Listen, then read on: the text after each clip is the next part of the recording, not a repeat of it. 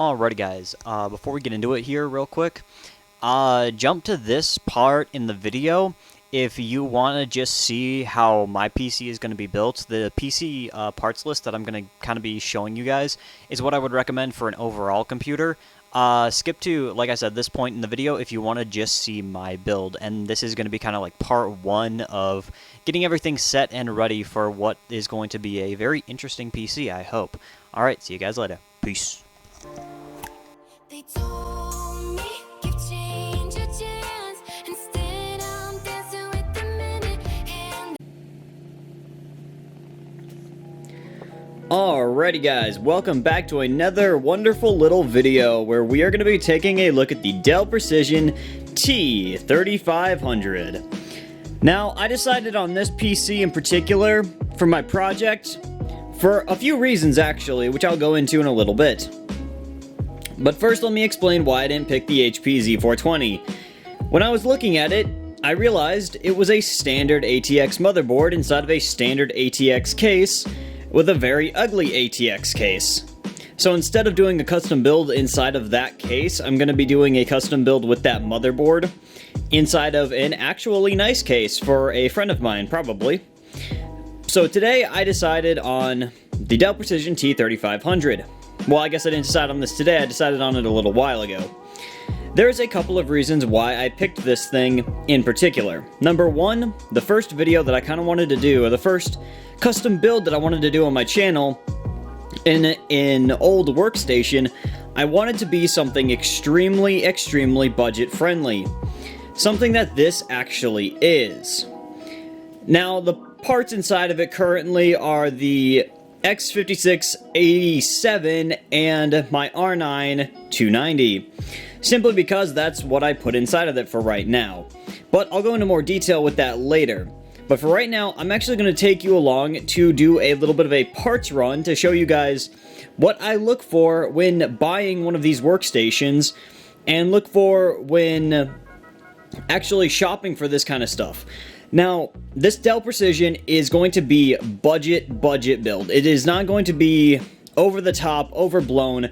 This is going to be a budget esports rig designed for esports gaming. There's a few reasons for that, but let's actually just get into actually shopping. Alrighty, you guys. Today we are going shopping. So I've actually picked out a few parts, and I'm going to explain why I picked each part as I go through them. So the first one that we are going to actually look at is the actual tower itself, the Dell Precision T3500. Now, this is a little bit more of an expensive tower than what you might otherwise think about picking up. Primarily because it's at that $100 price point when you can typically find them for about under $100. But there is a big reason, and that's this picture right here. If you look inside this picture and we hover over and look at the RAM, you can see that those two right at top are closed. The one right at bottom is closed too, but I'm guessing that just the two right at top have the two 4GB DIMMs in them, then the other four are opened. And that's why I'm going to spend a little bit more on this, because that'll actually save us some money for the RAM. Well, I guess I should say save us some money. It will actually give us the ability to get up to that 24GB of RAM for cheaper. And that's what this is going to be focused on, a budget build. It also has the better CPU cooler in there, because you can see that little copper heat pipe right in that little cross section right there. So this has got the better CPU cooler, it's got the good amount of RAM, and it's already got a built-in graphics card, so we really don't need to, which we're not going to be using or anything, but it also just gives us the ability to actually check a display output to make sure that everything is working properly. So that is the big thing that I'm looking for. I look for the inside, or I look for pictures of the inside of the tower, and I also look at pictures of the outside of the tower to see if it looks to be in decent shape or not. Now, there are, from time to time, you will find these towers that are just absolutely beat to crap. And I don't like typically picking up those towers because you don't know what kind of history they've had. And there's a good chance that they could be damaged on the inside, or they could be getting rusty on the inside, or they might be literally on their last legs where the motherboard is ready to keel over dead.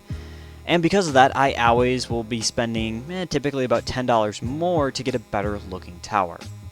This was the best looking tower that I could find, And with the addition of the RAM that I had found, or the as you can see, the RAM situation here, I think that that'll be probably the best option.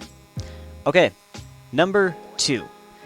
We need a CPU, and the CPU that I'm going to recommend, the CPU that I am going to just harp on constantly, is the x5677. Now, the x5677 is a quad-core 8-threaded Xeon that runs at 3.46 as its base clock, and I think, 3.67 as its all-core turbo. This is not a slow CPU. This is not a slow CPU by any means.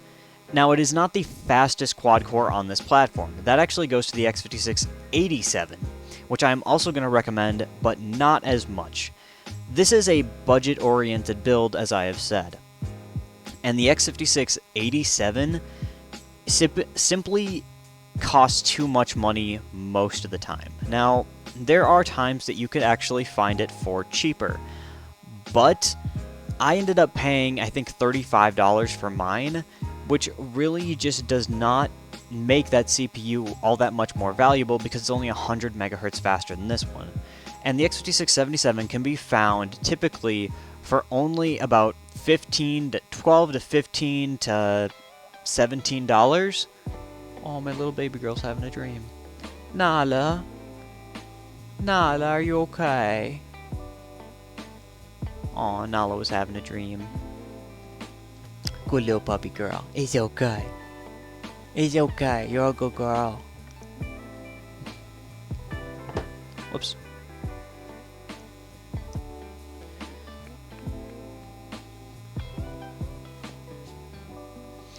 Okay, so now that we have decided on CPU, let's go and look at the RAM that I decided on.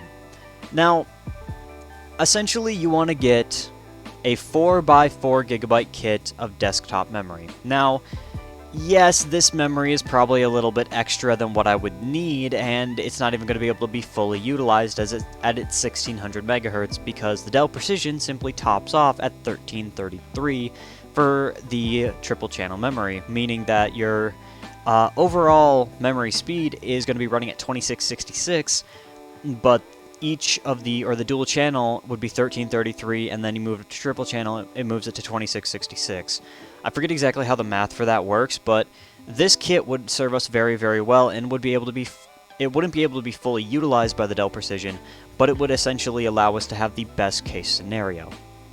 And this at $40, yeah, it's a little bit more expensive, but unfortunately DDR3 memory right now is just getting more expensive. And the Dell Precision T3500 does not actually allow us to use ECC memory. Okay, next component, and one of the more kind of, I guess, luxury items, is the 256 gigabyte SSD.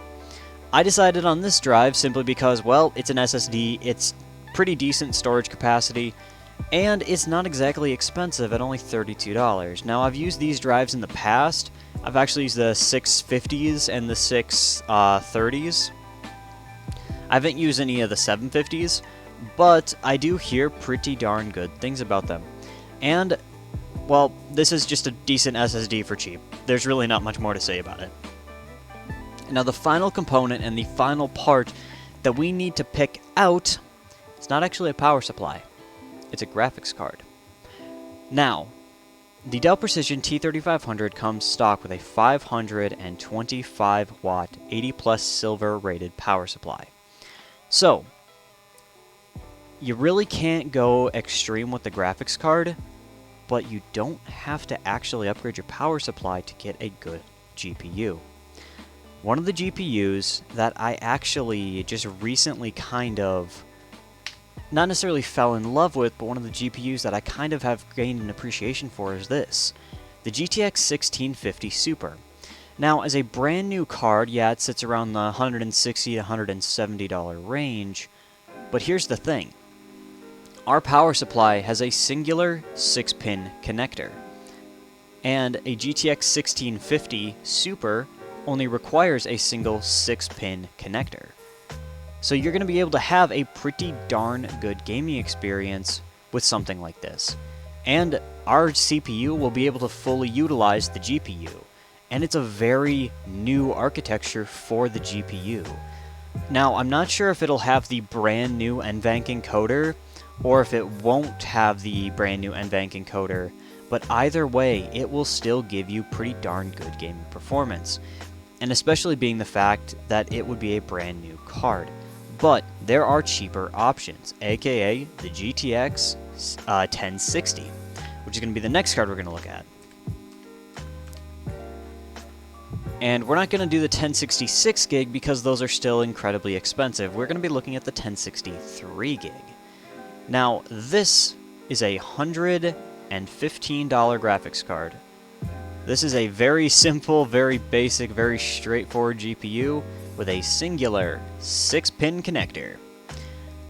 And there are evidently 7 of these available, so finding stuff like this is not exactly hard. These are ex-mining cards, so possibly would need to redo the thermal paste on them, but as a GTX 1060, these are not bad cards. Now, not one that I've actually personally used, but ultimately not a bad card. Okay, so far our total build cost is at $306 for everything that we would need to do to get up and moving when it comes to gaming. Oh, one more thing, sorry. We need thermal paste. Now, the reason I'm actually adding this in is simply because if I didn't actually talk about this, I know for a fact people would forget about it, and they simply would not pick up any thermal paste.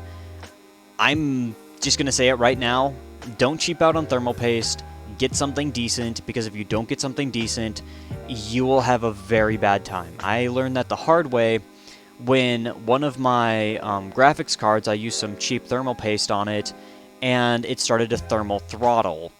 So, yeah, let's actually, let's just do this. The Arctic MX4 non-conductive thermal paste 2019 edition. This stuff is not the greatest stuff in the world, but $11, it's not a bad call. Not to mention the fact that we're already going to have all of the SATA cables and all of the other connectors that we would otherwise need for building this computer. Now, this is kind of what our final build is going to look like. For a GPU, all I've really got to say is any graphics card with a 6-pin connector, being either something like the R9 270, the GTX 1060, I think it's the RX 470, some of those cards have just a 6-pin connector.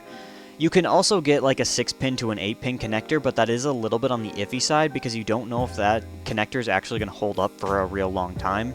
Sometimes they do, sometimes they don't. I've personally never had one fail on me, but I have known people to have them fail. Alrighty, you guys. So the last kind of piece to this puzzle that I need to talk about is power supplies. Now, you don't necessarily need to upgrade the power supply like I had said, but if you wanted to, you could use any standard ATX power supply, such as this Thermaltake Smart 700 watt power supply or EVGA 600 watt. The only thing you got to remember is the CPU will take a little bit more power than something like a Dell Optiplex, so you're going to want to get a relatively decent unit.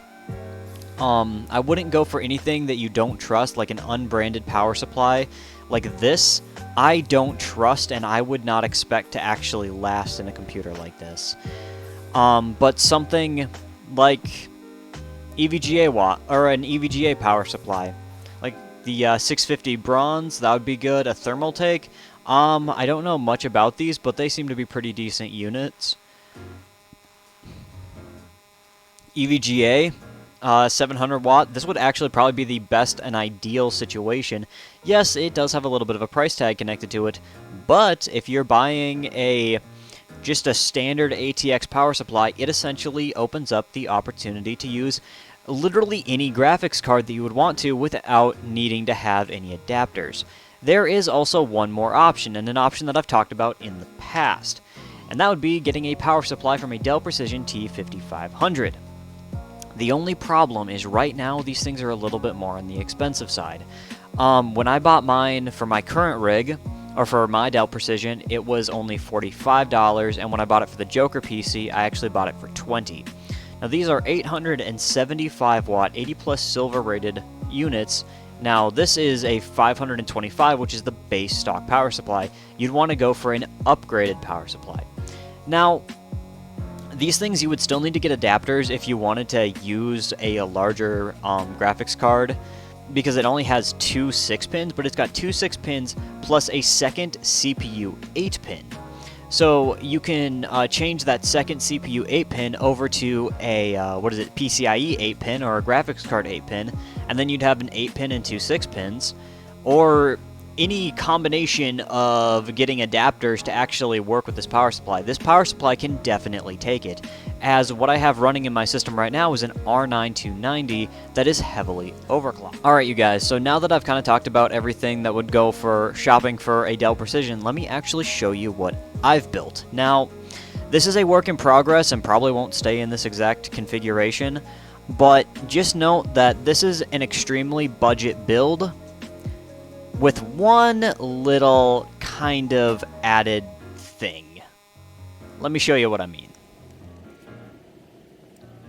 Now that we are back over to my little Dell Precision, let me show you guys what I've done. And I don't think some of you guys are actually going to believe it.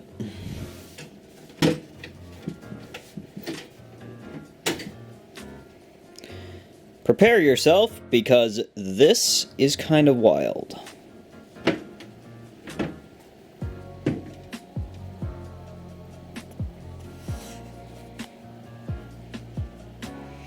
That is a vertical mounted R9 290 Cryo Venom, and a completely water-cooled Dell Precision T3500.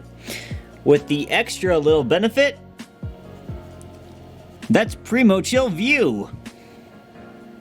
I literally put coolant in this system that cost me half of what the tower costs. Now, what I meant by when I said the little thing is that this is going to be a fully water-cooled system. Now, I know there's going to be some of you asking, how the heck did I manage to get a CPU cooler mounted, or a CPU block mounted, with those stupid little screws? Well, I actually didn't.